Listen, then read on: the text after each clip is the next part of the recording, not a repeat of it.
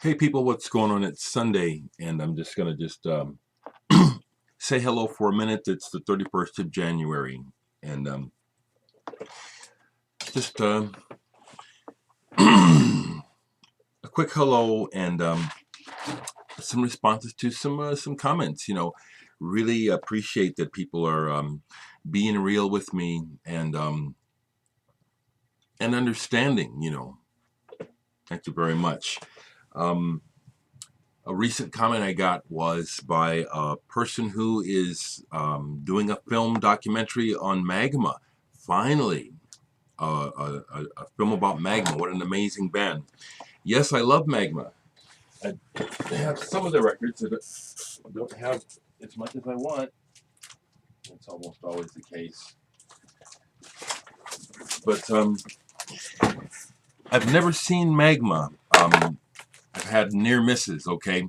So I believe it was last year, 2015, that Magma came to America, played Chicago. Some friends of mine went. I was insanely jealous. I just didn't have the scratch. Christian Vander is an amazing drummer and vocalist as well as conceptualist, because he dreamed up the idea of Magma as far back, they started in 1969. So it was really nice to hear from you, sir, if you see this. And I'm just showing what little magma I have on vinyl, because this band, it is very unique. They created their own language. It's a whole viewpoint of life from the viewpoint of coming from a planet Kobaya. This is the first album, not this one. This is the first album that I heard of. I read about magma in the 70s, and this was the first album that I'd heard of, reading about Contarcos. At the time, as a teenager, I was still very much confused and under the influence of organized Christianity, which caused me a lot of problems and psychosis. So when I finally got this album, it was so powerful and dark that my immediate association with it, because of my programming. See, I see this now. Some people just think it's just the way it is. No, it's programming. We can believe any damn thing we want. But until my programming changed, this music scared me. And so I finally got rid of the album because I liked it, but it was like, what's going on? There's this sense of dread because I didn't know what the power of the music was about. That's why I say the things I do about human behavior. So many times misunderstandings and confusion come about not because there's really a difference of opinion, but from a lack of understanding.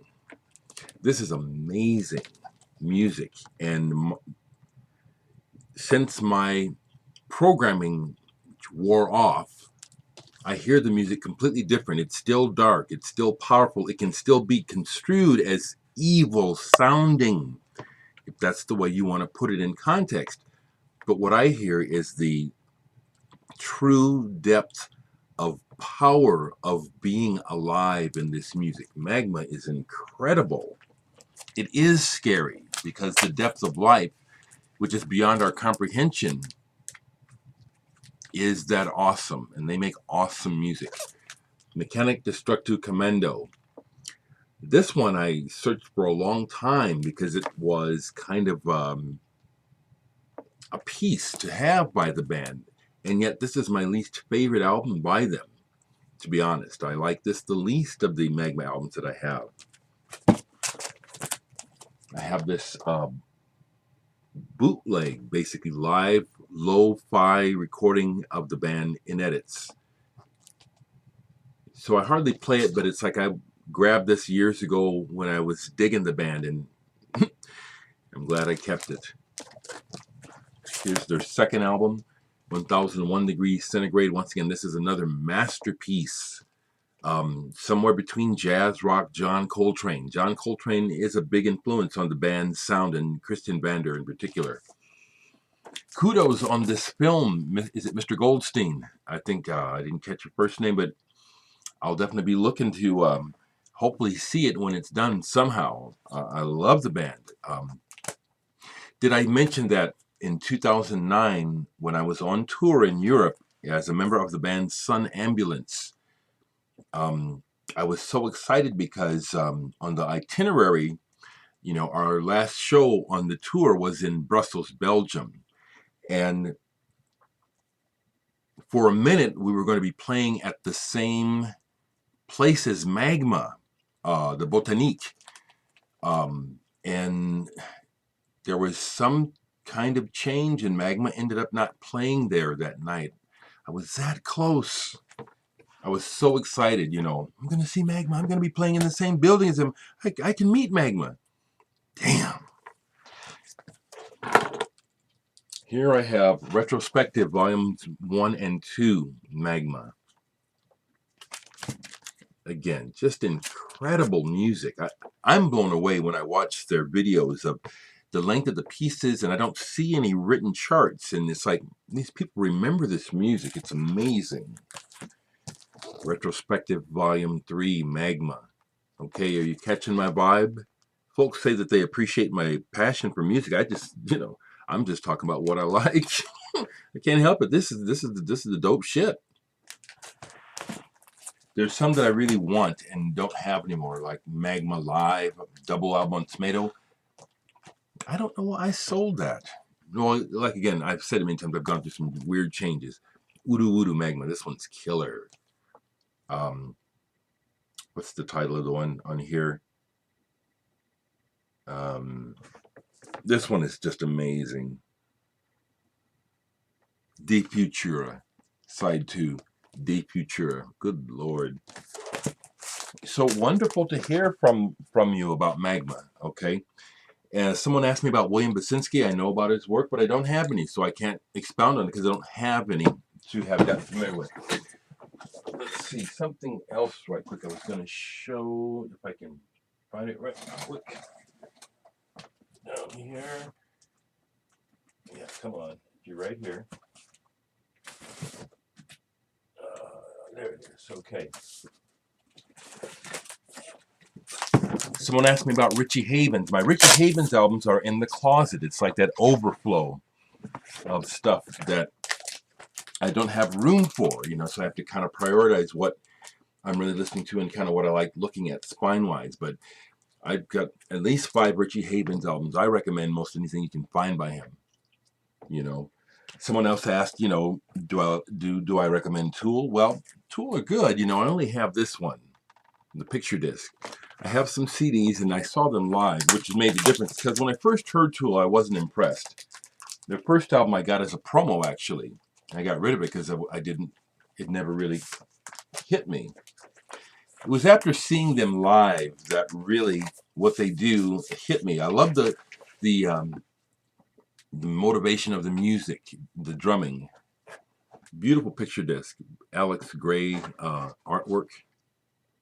And I do like this album.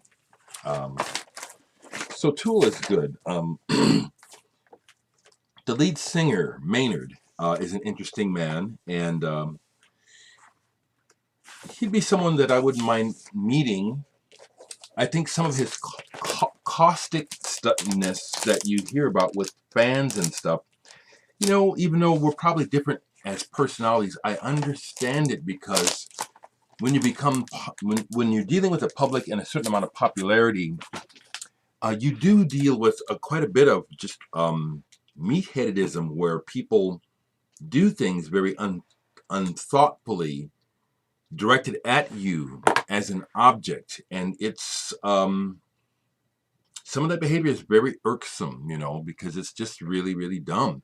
And I've seen Maynard, in videos and stuff, say things and do things like there's a great video where a fan makes it on stage, to, I don't know, revel in the moment.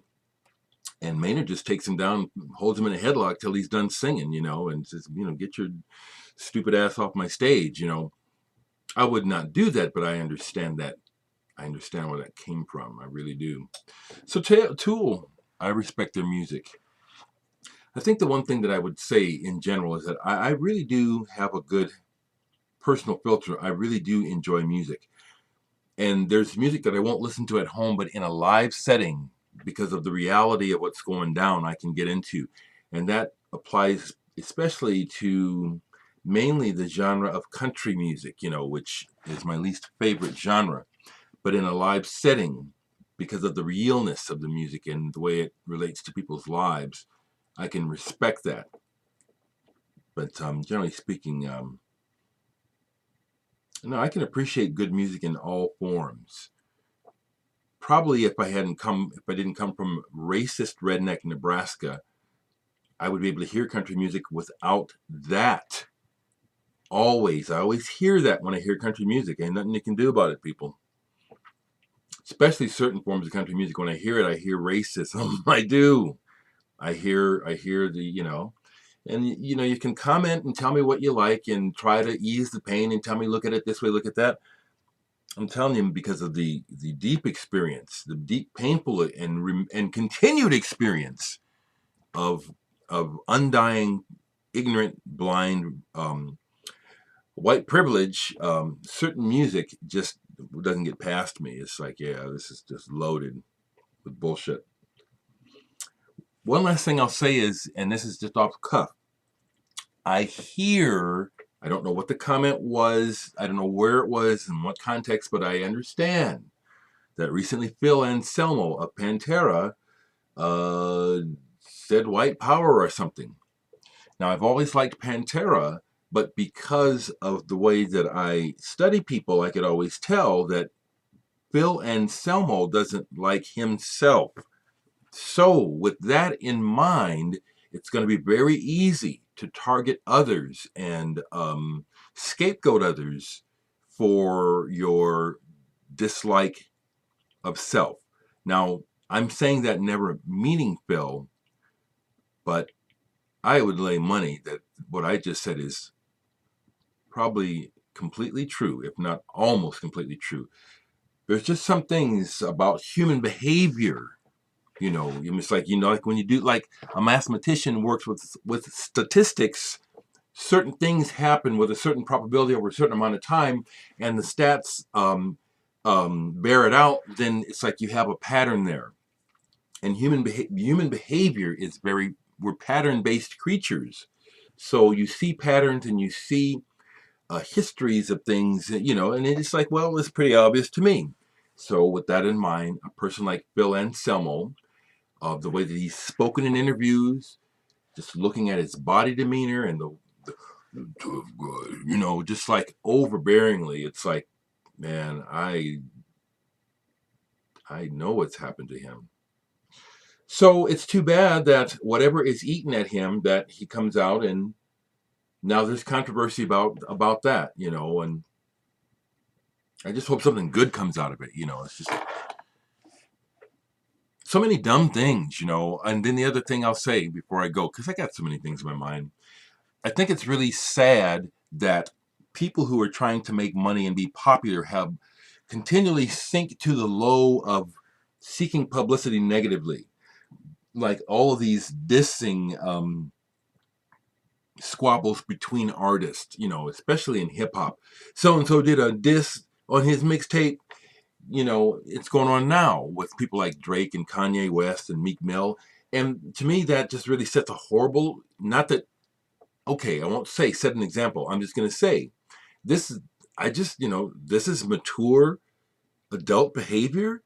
No, it's not. It's like, what the fuck, and you'll do it just because it'll create publicity, not thinking about the fallout, the social, public, people-based fallout. You're setting a pattern of behavior for the children of the future. You really are, among other things.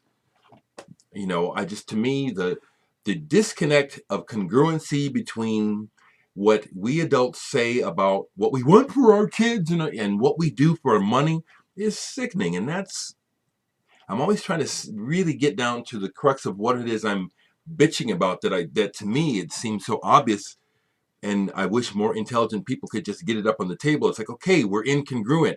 We say one thing, but we're never consistent with doing what we say. We say it and then we do the exact opposite. Then we complain about what's happened, but we won't connect the fact that what we did created where we're at. Think about it, people.